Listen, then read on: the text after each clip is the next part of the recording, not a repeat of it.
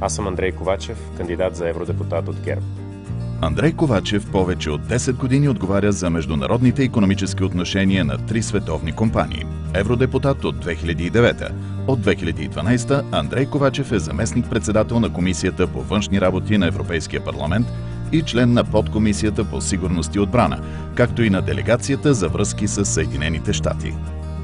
Като евродепутат работих повече европейски средства да стигнат до българските региони.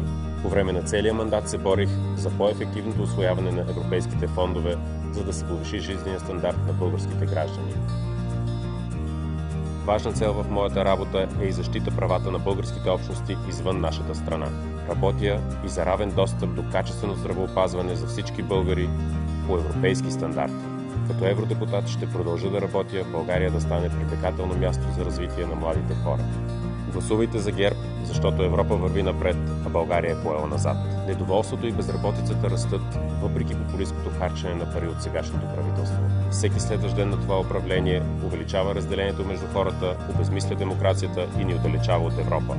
Младите хора трябва да открият щастието си тук, защото България няма време за губене. ГЕРБ, номер 18 в бюлетината. Купуването и продаването на гласове е престъпление.